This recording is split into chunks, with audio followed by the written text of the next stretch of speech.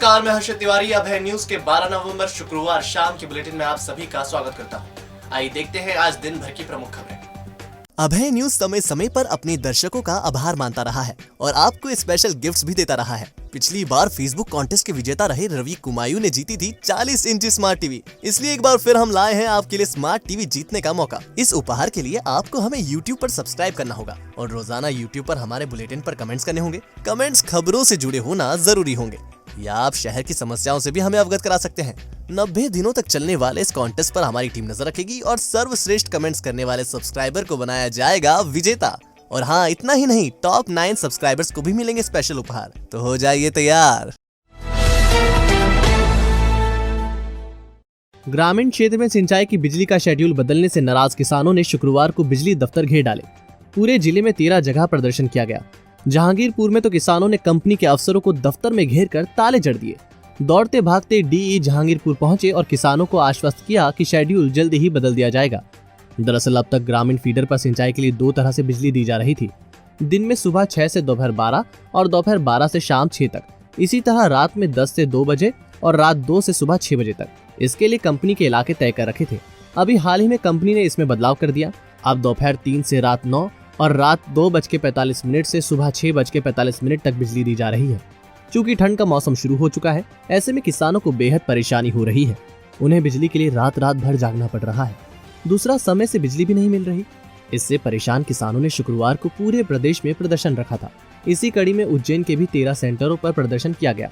उज्जैन तहसील के जहांगीरपुर में किसानों ने बिजली अधिकारियों को ताले में बंद कर दिया। दरअसल यहाँ अफसर किसानों को सही जवाब नहीं दे रहे थे। भारतीय किसान संघ के बैनर तले हुए प्रदर्शन में बड़ी संख्या में किसान शामिल हुए। भारतीय किसान संघ के प्रवक्ता भारत सिंह बैस ने बताया कि ठंड के मौसम में पानी देने के लिए किसानों को रात 2 बजे उठना पड़ रहा है। बिना सूचना दिए मनमाने तरीके से ट्रांसफार्मर बदल दिए जा रहे हैं। इन सब परेशानियों को लेकर बिजली कंपनी के अफसरों को ज्ञापन दिया है। डीई ने आश्वस्त किया है कि वह सीएमडी को सिंचाई का नया शेड्यूल भेज रहे हैं। नया शेड्यूल 1-2 दिन में लागू होने की उम्मीद है। शहर में पीएनजी यानी पाइप नेचुरल गैस का वितरण करने वाली अवंतिका गैस प्राइवेट लिमिटेड अपने उपभोक्ताओं को डिपॉजिट लौटाने में आनाकानी कर रही है।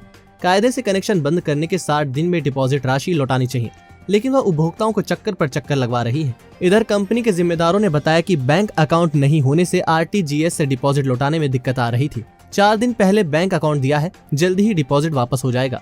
ऐसे ही एक उपभोक्ता संत नगर निवासी पीयूष डागा करीब 5 महीने से अपनी डिपॉजिट राशि लेने के लिए परेशान हो रहे हैं। दरअसल डागा ने 73 संत नगर में स्थित अपने मकान में गैस कनेक्शन लिया था। 2017 में उन्होंने ये कनेक्शन बंद करवा दिया था। कनेक्शन लेते समय डागा ने 5500 रुपए डिपॉजिट कराए थे। कायदे से 60 दिन के भीतर ये राशि वापस कर दी जानी चाहिए थी, लेकिन यह राशि डागा को आज तक वापस नहीं लौटाई गई है। हर बार उन्हें बिल भेज दिया जा रहा है। कंपनी कार्यालय पर संपर्क करने पर उन्हें चक्कर पर चक्कर लगवाए जा रहे हैं। इससे वह बेहद परेशान है। इस बारे में अवंतिका गैस प्राइवेट लिमिटेड के अकाउंट विभाग के कर्मचारी नीरज राठौर ने बताया कि डागा ने डिपॉजिट वापस लेने के लिए दिए आवेदन में बैंक अकाउंट की डिटेल नहीं दी थी। उन्होंने पोस्ट ऑफिस अकाउंट की डिटेल दी थी। चूंकि पोस्ट ऑफिस अकाउंट में IFSC कोड नहीं होता, इसलिए इन खातों में RTGS नहीं कर सकते। अभी 4 दिन पहले पीयूष डागा ने बैंक अकाउंट दिया है, इसकी प्रोसेस कर दी है। जल्द ही उनके खाते में राशि आ जाएगी। 3 अगस्त को मैंने इनका जो भी रिमेनिंग अमाउंट था वो पूरा अमाउंट जमा करके और हमने इनको बोल दिया कि परमानेंट आप इसको मतलब बंद कर दीजिए।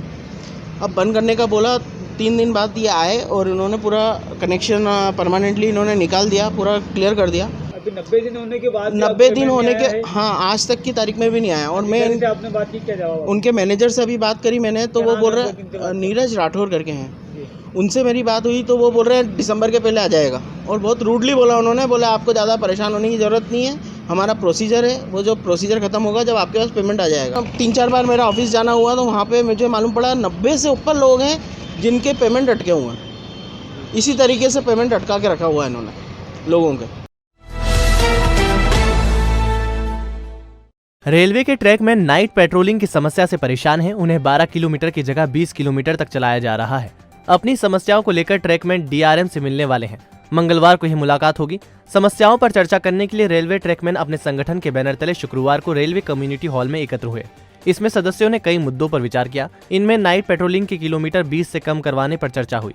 नियमों के मुताबिक 12 किलोमीटर की पेट्रोलिंग होनी चाहिए, लेकिन रतलाम में यह 20 किलोमीटर तक करवाई जा रही है। इसी तरह ठंड के मौसम को देखते हुए जैकेट दिलाने, पेट्रोलिंग के साथ 2 व्यक्ति की ड्यूटी, पीपी में सिलेक्ट हुए कर्मचारियों को रिलीव करने, संगठन को मजबूत बनाने पर चर्चा हुई। All India railway track maintainer union के रतलाम मंडल के अध्यक्ष राम प्रसाद चंद्रीवाल ने बताया कि मंगलवार को डीआरएम से मुलाकात की जाएगी। उनके सामने नाइट पेट्रोलिंग सहित अन्य मांगे रखी जाएंगी।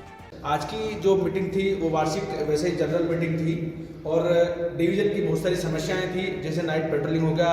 नाइट पेट्रोलिंग में अभी तक क्या प्रशासन जो है 18 से 20 किलोमीटर चला है, जबकि एक आदमी करीब करीब 12 से 16 किलोमीटर होना चाहिए। और डीआरएम से मिलेंगे, इन सारी समस्याओं का समाधान किया जाएगा।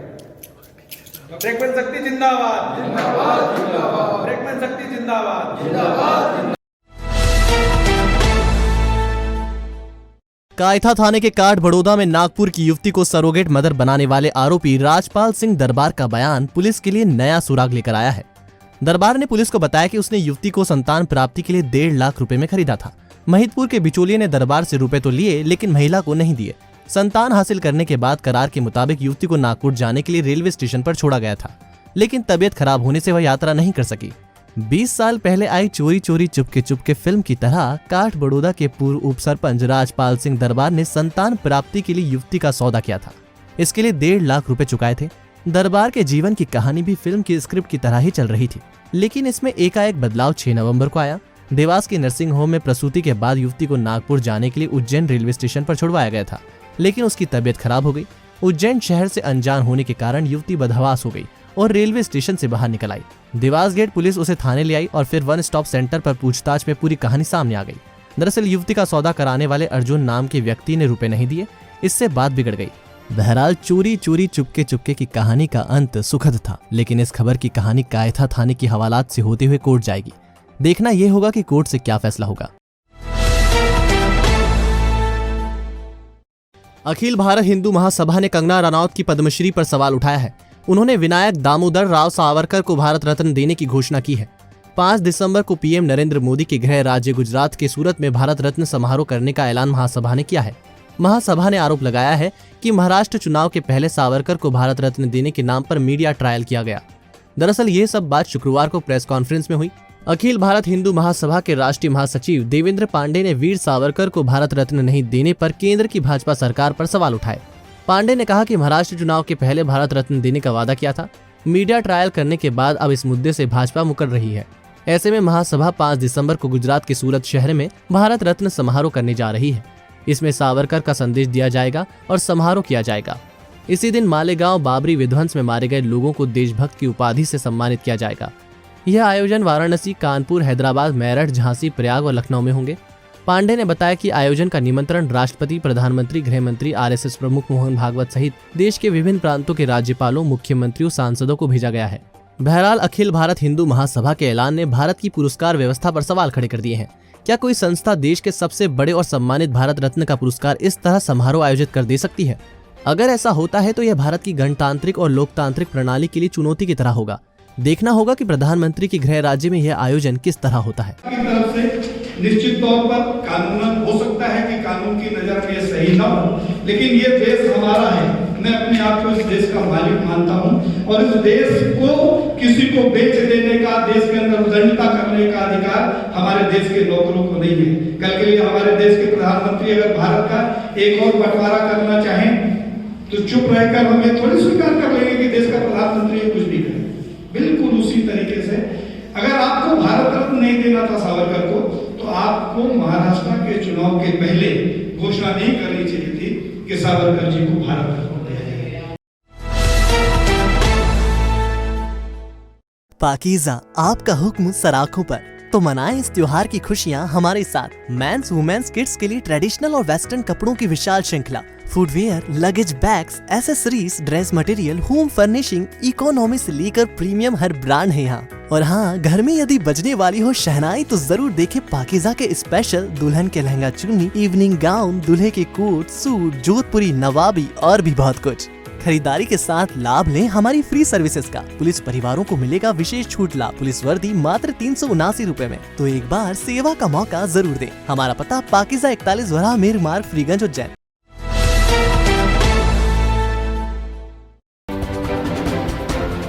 हड्डियों की मशीन द्वारा निःशुल्क बीएमडी, ब्लड शुगर एवं ब्लड प्रेशर की जांच तथा आयुर्वेद चिकित्सा शिविर गुरुद्वारा फ्रीगंज में शनिवार सुबह 10 से दोपहर 3 बजे तक होगा। Doctor Ram Arora, doctor AK Jain, doctor Devendra Tyagi, doctor Yogendra Tiwari एवं डॉक्टर सुदर्शन कौर अपनी सेवाएं देंगे।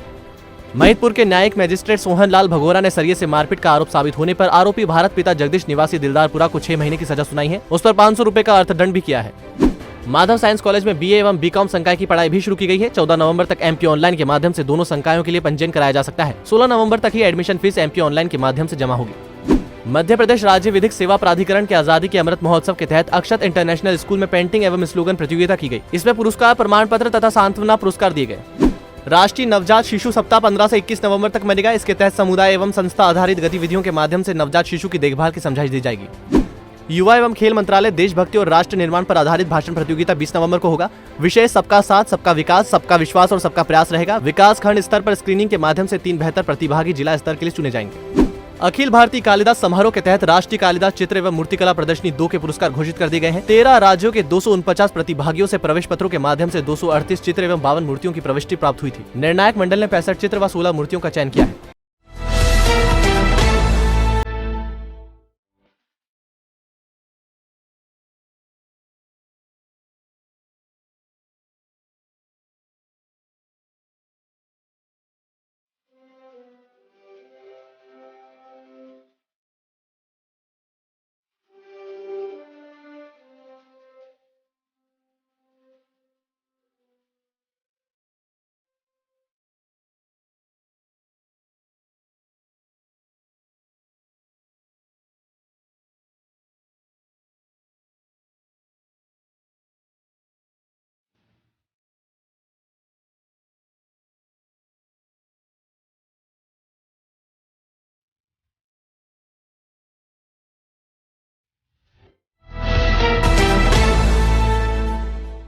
तो आपने देखा हमारा बुलेटिन। आपको हमारा बुलेटिन कैसा लगा, इसका फीडबैक कमेंट सेक्शन में जरूर दीजिएगा। फिर मिलेंगे नए बुलेटिन के साथ। नमस्कार।